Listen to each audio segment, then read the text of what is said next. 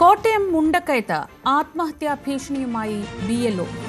SIRന്റെ സമ്മർദ്ദം താങ്ങാനാകുന്നില്ലെന്ന മുണ്ടക്കയം 110 ബൂത്തിലെ BLO ആന്റണിയുടെ ശബ്ദ സന്ദേശമാണ് പുറത്തുവന്നത്. മാനസിക നില തകരാറിലായെന്നും ആത്മഹത്യ ചെയ്യേണ്ട സാഹചര്യമാണെന്നും വാട്സ്ആപ്പ് ഗ്രൂപ്പിൽ പങ്കുവച്ച ഓഡിയോ സന്ദേശത്തിൽ ആന്റണി പറയുന്നു. ഗ്രൂപ്പിലെ അംഗങ്ങളും ബഹുമാനപ്പെട്ട വില്ലേജ് ഓഫീസറും ഇതിന് ഉത്തരവാദിത്തപ്പെട്ടവരും കേൾക്കാൻ വേണ്ടി ഒരു കാര്യം പറയാണ്. SIR ജോലികളുമായി ബന്ധപ്പെട്ട് ഭയങ്കര മാനസിക സമ്മർദ്ദത്തിലാണ് ഞാൻ നിൽക്കുന്നത്.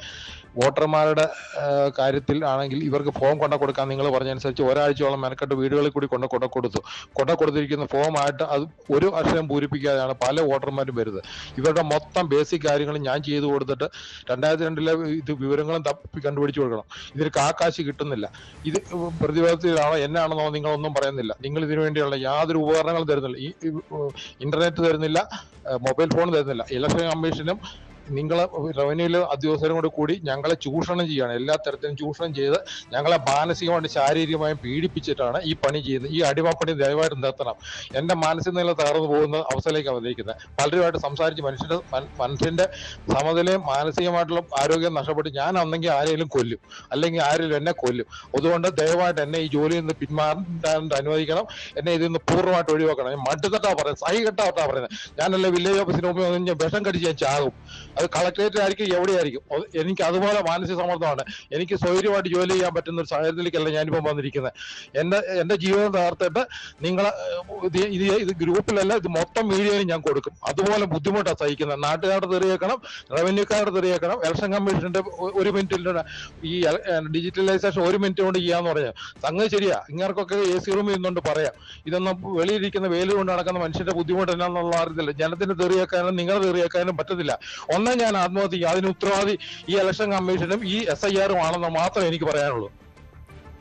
ശ്രീജിത്ത് വിവരങ്ങളുമായി. ശ്രീജിത്ത്, നമുക്കറിയാം ഒരു ആത്മഹത്യ നമ്മൾ കണ്ടതാണ്. അതിനുശേഷം BLOമാരുടെ ജോലി സമ്മർദ്ദത്തെക്കുറിച്ച് വലിയ ചർച്ചകളും ഒക്കെ നടക്കുന്നുണ്ട്. അതിനിടയിലാണ് ഇപ്പോൾ ആന്റണിയുടെ ഇങ്ങനൊരു സന്ദേശം വരുന്നത്. ഇത് ഒഫീഷ്യൽ ഗ്രൂപ്പാണോ?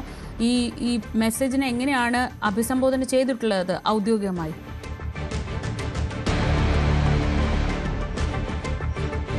തീർച്ചയായും ഒഫീഷ്യൽ ഗ്രൂപ്പാണ്. BLOമാർ ഉൾപ്പെടെ റവന്യൂ ഉദ്യോഗസ്ഥർ ഉൾപ്പെടെയുള്ള ഗ്രൂപ്പിലാണ് ഈ ഒരു ശബ്ദ സന്ദേശം ഇട്ടിരിക്കുന്നത്. എന്തായാലും ഈ സംഭവത്തിൽ ഇന്ന് രാവിലെ തന്നെ തഹസിൽദാർ ഉൾപ്പെടെയുള്ളവർ ആന്റണിയുടെ വീട്ടിലെത്തുകയും അദ്ദേഹത്തെ ആശ്വസിപ്പിക്കുകയും ചെയ്തിട്ടുണ്ട്. തെരഞ്ഞെടുപ്പ് കമ്മീഷനാണെങ്കിലും ഈ BLOയുടെ ഒരു മാനസിക സമ്മർദ്ദം, ആത്മഹത്യാ ഭീഷണി എന്നൊക്കെ പറയുമ്പോൾ സ്വാഭാവികമായും ആ ഒരു സാഹചര്യം പലയിടത്തും ഉണ്ട് എന്നുള്ളത് വസ്തുതയാണ്. നോക്കൂ, ഈ പലയിടത്തും രാഷ്ട്രീയ പാർട്ടികൾ വലിയ സമ്മർദ്ദമായി നിൽക്കുന്നത് നമ്മൾ കണ്ണൂരിൽ കണ്ടതാണ്. അത് വിശ്വസിച്ച് അത് കേട്ട് വലിയ പാനിക്കായി നിൽക്കുന്ന, പരിഭ്രാന്തരായി നിൽക്കുന്ന ജനങ്ങളുണ്ട്.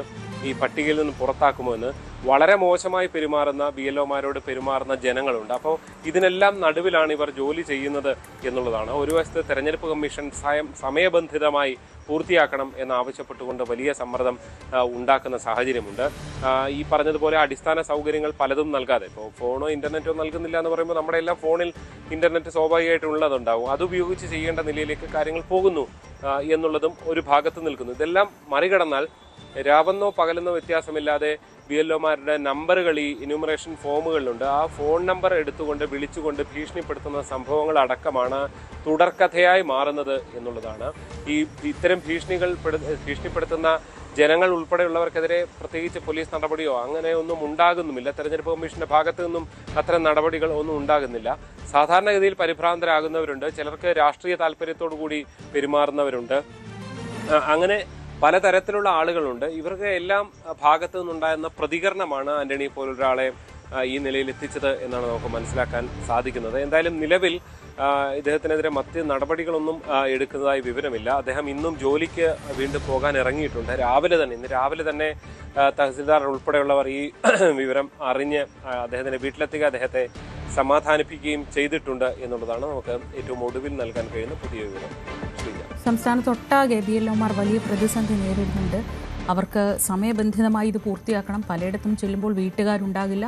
വീട്ടുകാരെ കണ്ടുപിടിച്ചാൽ തന്നെ 2002 വോട്ടർ പട്ടികയിൽ ഉണ്ടോ ഇല്ലയോ എന്നത് സംബന്ധിച്ച് അവർക്ക് യാതൊരു ധാരണയും ഉണ്ടാവില്ല. അപ്പോഴാണ് ഇൻ്റർനെറ്റ് സൗകര്യം പോലും ഇല്ലാതെ, അല്ലെങ്കിൽ ഒരു ഫോണോ ഒന്നുമില്ലാതെ ഇവർ ഈ വിവരങ്ങൾ കണ്ടെത്തി പകൽ മുഴുവൻ വീട് കയറുകയും രാത്രികളിൽ ഇരുന്ന് ഇതിൻ്റെ ഓൺലൈനിലേക്ക് അപ്ലോഡ് ചെയ്യുന്ന ജോലികൾ ചെയ്യും. അങ്ങനെ തീർത്തും പരിഭ്രാന്തരായി പോയ ഇത് തീർത്ത് കിട്ടണം, അതിനിടയിൽ വലിയ സമ്മർദ്ദങ്ങൾ, അങ്ങനെയുള്ള ഒരു വലിയ വിഭാഗം ആളുകൾ ഇപ്പോൾ നമ്മുടെയൊക്കെ വീടുകളിലേക്ക് വന്നുകൊണ്ടിരിക്കുകയാണ്. അവർക്ക് നമ്മളെ കൊണ്ട് കഴിയുന്ന രീതിയിൽ അവരുമായി സഹകരിച്ച് ഈ ജോലി പൂർത്തിയാക്കാൻ അവർക്ക് സഹായം ചെയ്തു കൊടുക്കുക എന്നത് വോട്ടർമാരുടെയും ഭാഗത്തു നിന്നുണ്ടാവേണ്ട ഒരു കാര്യമാണ്.